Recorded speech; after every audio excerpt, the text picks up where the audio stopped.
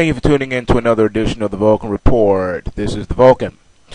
Alright, real quick, I just want to put this out here. I know there's a lot of news coming out in the mainstream media about various topics and things. I don't always have time to make videos and do videos because I'm busy trading and doing the things that I do.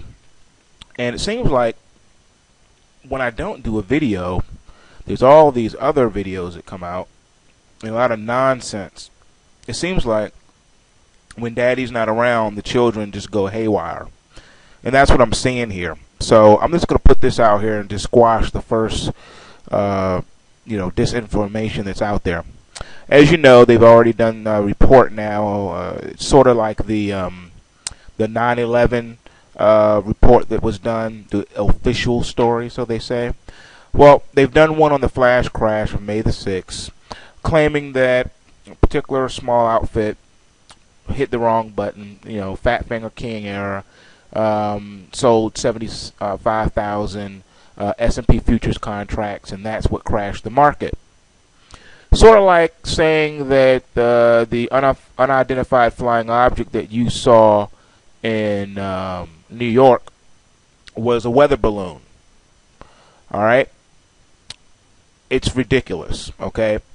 Anyone who trades knows that the S&P futures contracts have contract limits, okay? They have limits.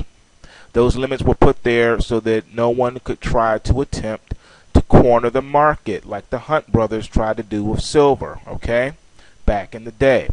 So the S&P futures contracts have contract limits of 20,000 contracts, which includes all of the contract months. So since there are 4 months of contract months trading on the stock index futures contracts, such as March, June, September, and December, you're not allowed to have more than 20,000 contracts at one period of time in any one of the contract months. Okay, so therefore it would be impossible for someone to sell 75,000. The system would not allow you to do that. Contract limitations. All right, to give you a better understanding of this, it would be sort of like a mutual fund buying 80% of all outstanding shares of a stock. Okay, well, there are rules that govern how position sizes in mutual funds too. If my memory serves me correctly, they can't own more than 5%. Okay, so they couldn't buy 80% even if they wanted to. They're not allowed to. Okay. These mechanisms are there for a reason. Also, you'll note that the circuit breakers, as I've told you before, they've never stopped working. They just refused to turn them on because they had an agenda that they needed to get done. So same thing with this report. This report is gone the way of the 9/11 Commission report. It's bogus, okay? It's a lie. All right. In addition to that, I've already proven through numerous videos that even if that was possible, it would be impossible for it to have the kind of effect that it had on the global market. All right. Selling 75,000 futures contracts is not going to set off an entire global economic landscape, especially with non-correlated assets. All right, that have nothing to do with the dollar or have nothing to do with the S&P 500. Okay, they still cannot explain the unexplainable because they don't want to expose themselves. All right, I've already demonstrated, and I won't beat a dead horse, how that is impossible. All right, selling 75,000 contracts, even if it was possible, would not make everything go parabolic.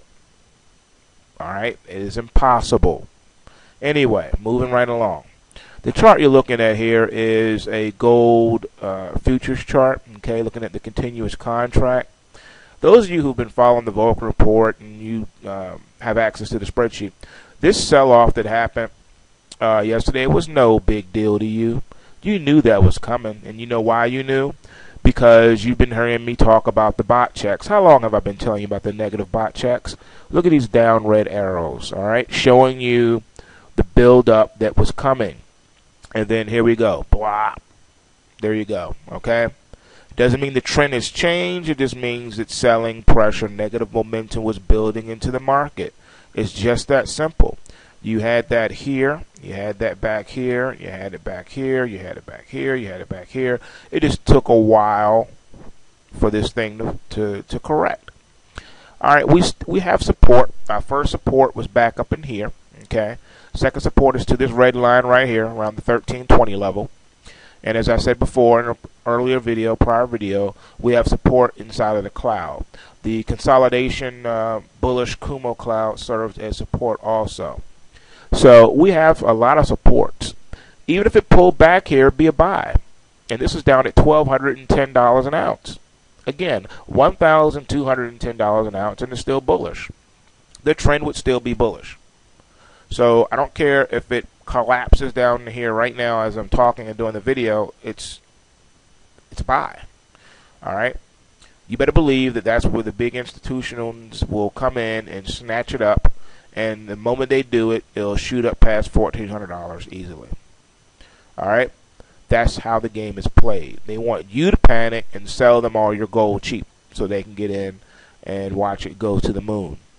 All right. Because of the economic fundamentals. And you know, you've heard me say you really can't trade off of fundamentals. But in this case, I'll make an exception. We all know what the outcome is going to be on the macroeconomic landscape. Therefore, you have an outrageous bull market in gold and silver. You're compelled to buy it. If you're a trader, you're compelled to buy it. I mean, I can't justify selling it. Yeah, you can sell it short and try to make a quick profit. But do you know how dangerous that would be? Because in light of what's happening right now, it's just hard, you know, any bull market for that matter is dangerous trying to sell it short. You're just going to get blown to pieces. I mean, think about it. It's the inverse of what I told you on a dip. My definitions of things are a lot different than most people's. Dip to me is analogous to saying a spike. If a spike falls from the top of the Empire State Building and lands in the center of your chest, what do you think is going to happen? Likewise, what do you think is going to happen if you stand in front of a speeding freight train that has more than 200 cars attached to it? And it's traveling at 200 miles an hour. Of course, you know what's going to happen. Well, that's what a bull market is. It's a speeding train. And it's going to knock you up in the air and knock you off your feet. And you're going to be blown to pieces. Almost like getting hit with a grenade launcher. And the grenade lands right in your mouth. All right? That's what's going to happen when you try to sell short a runaway bull market like this, straight up. It goes straight up. Okay? So I'm looking and waiting for buying opportunities in the gold and silver.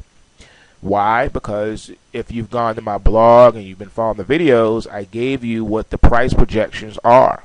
You know the price projections are absurd. They are ridiculous. All right? All things being equal, all things remaining the same, if this bull market continues, that's where we're going in the gold. All right? It's going to go bananas. It's going to go berserk. We're going to start hitting bubble phase 1.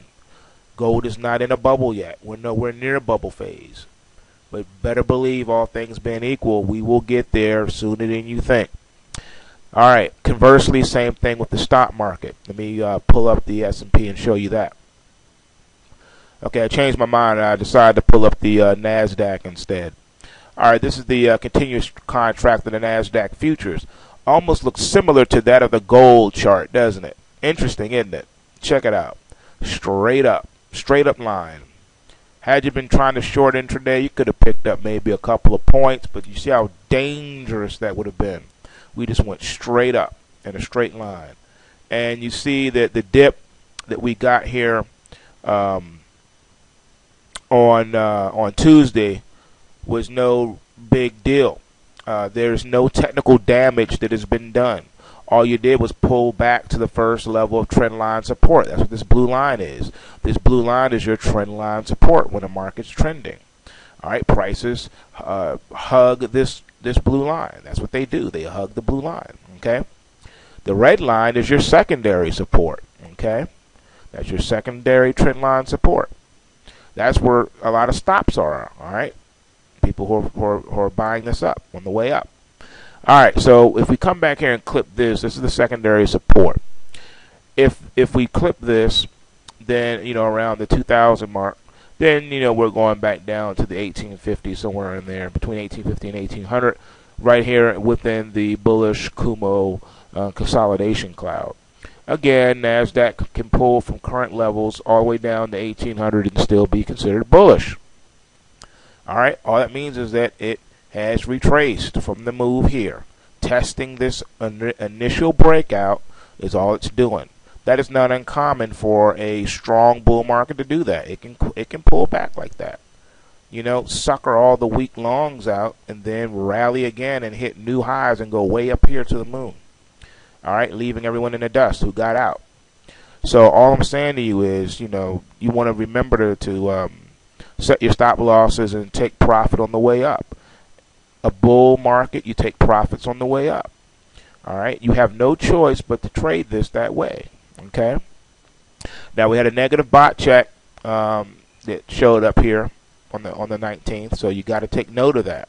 Which means if you're long it, you're going to be looking for an opportunity to get out of your long position and take profit, and or look for a short-term opportunity to do a quick intraday, short or something like that. You can do that, but you got to set your stops a little tighter for that.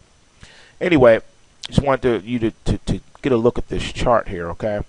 I'm expecting that the prices of the stock market, gold, silver, and commodities will continue to be bullish and take off like a rocket in the near term, regardless of what you hear them talk about as far as the economic situation with the U.S. dollar. Don't believe the hype. The U.S. dollar is in a powerful down move. Allow me to demonstrate. Here's the chart of the U.S. dollar continuous contract. This is the futures contract. It's actually tradable, okay? All right. As you can see, powerful downtrend. Straight down, right? All we did was start to retrace. Go back to the trend line resistance for the down move. We went ahead and hit that. Now it looks like it wants to test up here where the red line is, okay?